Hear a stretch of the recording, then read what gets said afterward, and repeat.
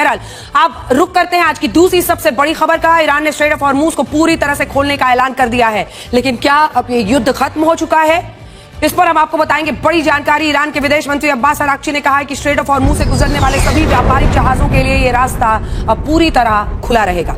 हालांकि उनका यह भी कहना है कि इन जहाजों को उसी रूट से गुजरना होगा जो रूट ईरान द्वारा तय किया जाएगा। अब समझिए इस बड़ी खबर को। यह वही रूट है जिसमें समुद्री जहाजों को ईरान के बंदरगाहों और द्वीप के पास से होकर गुजरना होता है। इस युद्ध से पहले स्ट्रेट ऑफ हॉर्मूज में 3-3 किलोमीटर की जो शिपमेंट लेन बनी हुई थी वो माइंस के कारण अब कुछ वक्त के लिए बंद रहेगी। राष्ट्रपति ट्रंप ने कहा है कि ईरान की नौसेना अमेरिका के साथ मिलकर इन माइंस को हटा रही है और यह इलाका भी बहुत जल्द पूरी तरह सुरक्षित हो जाएगा। हालांकि ईरान ने अभी यह स्पष्ट नहीं किया है कि अगर समुद्री जहाज उसके बताए गए रूट से गुजरेंगे तो क्या उन्हें ईरान को कोई टोल टैक्स भी देना होगा। फांस यहीं पर लग रही है। राष्ट्रपति ट्रंप ने भी ईरान के इस फैसले की जानकारी दी है और उसे ऐसा करने के लिए धन्यवाद किया है। राष्ट्रपति ट्रंप ने ट्रूथ सोशल पर यह लिखा कि ईरान इस बात पर सहमत हो गया है कि वो भविष्य में कभी स्ट्रेट ऑफ हॉर्मूज को बंद नहीं करेगा। इसे दुनिया के खिलाफ एक हथियार की तरह नहीं इस्तेमाल किया जाएगा और ये पूरी दुनिया के लिए बहुत बड़ी खबर है। ये ट्रंप का पोस्ट हम आपको बता रहे हैं। हम भी लगातार इस बात को कह रहे थे कि ईरान ने दुनिया का तेल गैस रोककर और स्ट्रेट ऑफ हॉर्मूज को हथियार बनाकर सही नहीं किया है। जिन देशों की कोई गलती नहीं थी उनके तेल और गैस को रोकना अपराध जैसा था। लेकिन अब राष्ट्रपति ट्रंप कह रहे हैं कि इस पर भी डील हो गई और ईरान मान गया है वो दोबारा अभी हॉर्मूज को अपना हथियार नहीं बनाएगा। इस फैसले से दुनिया में 20% कच्चे तेल, 22% नेचुरल गैस, 20 से 30% फर्टिलाइजर की आपूर्ति बहाल हो सकती है। दुनिया में इसके कारण जो शेयर बाजार डूब रहे हैं, कच्चे तेल की कीमतों में वृद्धि हुई है, वो अब नीचे आ सकती है, संभल सकती है। युद्ध शुरू होने से पहले एक बैरल कच्चा तेल $68 का था, $120 तक पहुंच गया था, लेकिन अब ये वापस से $70 के पास आ सकता है और आज भी ये टूटकर $88 पर तो पहुंच ही गया है। ये कीमत ब्रेंट क्रूड इंडेक्स की है, जबकि WTI इंडेक्स में एक बैरल कच्चा तेल $84 पर पहुंच गया है। आप में से कई लोग इस खबर को देखकर राहत की सांस ले रहे होंगे। यकीन मानिए पूरी दुनिया में जो लोग सोच समझकर कदम उठाते हैं या जिनको नॉर्मलसी पसंद है, उनके लिए जाहिर तौर पर यह बहुत उत्साहवर्धक खबर है। वरना ऐसे लोग जो युद्ध के पीछे भाग रहे थे, एक अजीब सा फितूर और पागलपन था, वो पूरी दुनिया को डुबाने की तरफ विश्व को ले जा रहे थे। यहाँ ये समझना भी जरूरी है कि अमेरिका ने ईरान को हॉर्मूज में झुकाया कैसे। ईरान का कहना है कि उसने ये फैसला लेबनान में सीज फायर के कारण लिया है, लेकिन इसी के साथ सवाल ये भी है, हकीकत क्या ये है कि इसके पीछे अमेरिका का नेवल ब्लॉकेड है? ईरान ने हॉर्मूज में क्या किया था? उसने वहां नाकेबंदी लगाकर इस रास्ते को बंद कर दिया था। अमेरिका ने हमले करके धमकियां देकर इस समुद्री रास्ते को खुलवाने की कोशिश की, लेकिन ईरान पर कोई असर नहीं हुआ। इसके बाद अमेरिका ने चाइना के महान दार्शनिक सुन त्सू के उस सिद्धांत को अपनाया जिसका जिक्र द आर्ट ऑफ वॉर नाम की एक पुस्तक में है। इसमें लिखा है कि सिर्फ युद्ध जीतना ही महानता नहीं है। सबसे बड़ी जीत तब होती है जब बिना लड़े ही दुश्मन को हरा दिया जाए। इसी सिद्धांत को अपनाते हुए अमेरिका ने पहले सीज फायर किया, युद्ध को रोका, बाद में स्ट्रेट ऑफ हॉर्मूज में ईरान के ब्लॉकेड के खिलाफ अपनी नौसेना का ब्लॉकेड लगा दिया। इससे ईरान पर दबाव बना, उसके जहाजों की आवाजाही ही रुक गई थी। आवाजाही रुकी तो ईरान का तेल निर्यात पूरी तरह ठप हो गया। अब ईरान फंस गया।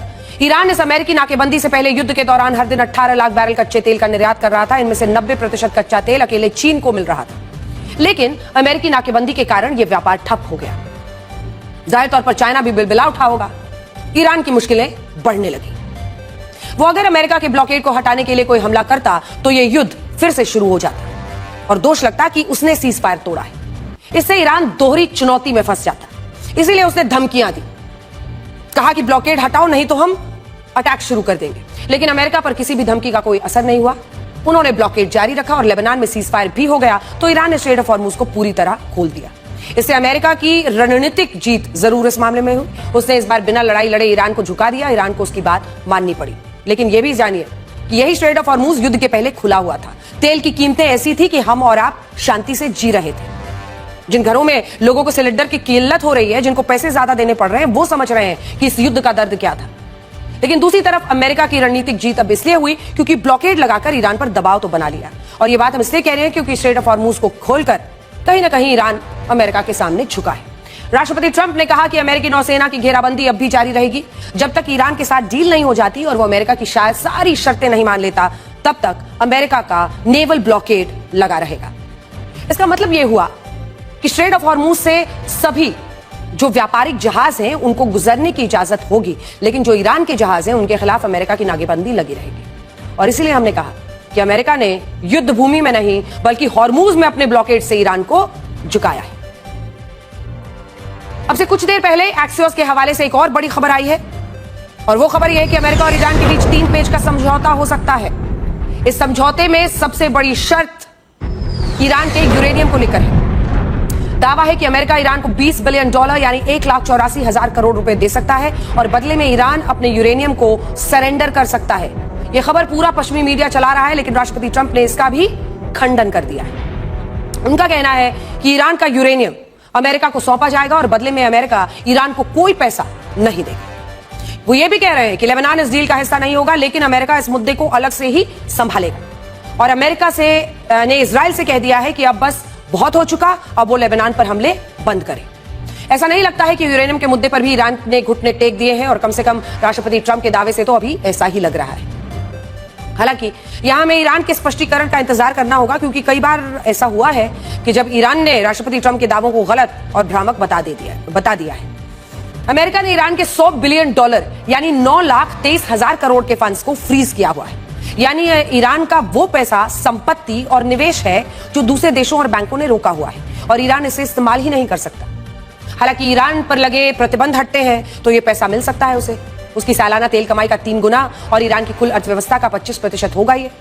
अभी ईरान के $20 बिलियन चाइना में फ्रीज है, फ्रोजन है। भारत में $7 बिलियन, इराक और कतर में $6 बिलियन, अमेरिका में $2 बिलियन और जापान में ईरान के $1.5 बिलियन फ्रीज किया हुआ है।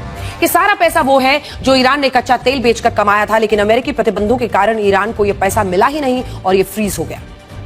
अगर ये सारा पैसा ईरान को मिल जाए तो वो अपनी अर्थव्यवस्था सुधार सकता है, तेल, बिजली, पानी ऐसी सुविधाओं को अपग्रेड कर सकता है, युद्ध में हुए नुकसान के पुनर्निर्माण कर सकता है, विदेशी कंपनियों को भुगतान कर सकता है। इससे लोगों पर ईरान की सरकार पर भरोसा बढ़ेगा, आर्थिक विकास शुरू होगा। 2015 में जब अमेरिका के तत्कालीन राष्ट्रपति बराक ओबामा ने ईरान के साथ न्यूक्लियर डील की थी, तब ईरान को लगभग $1.7 बिलियन यानी 15,719 करोड़ रुपए दिए गए थे। इसके लिए राष्ट्रपति ट्रंप ने बराक ओबामा की कई बार आलोचना की, और शायद यही कारण है कि अब जब राष्ट्रपति ट्रंप खुद ईरान के साथ न्यूक्लियर डील कर रहे हैं तो वो इसके बदले में ईरान को कोई पैसा नहीं देना चाहते।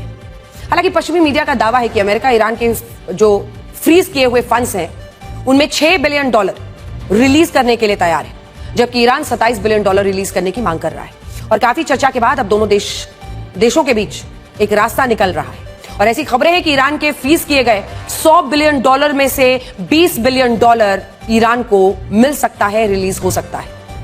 इससे पहले राष्ट्रपति ट्रंप ने यह दावा किया था कि यह युद्ध अब खत्म होने के करीब है, और ईरान अपना यूरेनियम सरेंडर करने के लिए तैयार भी हो गया है। सुनिए।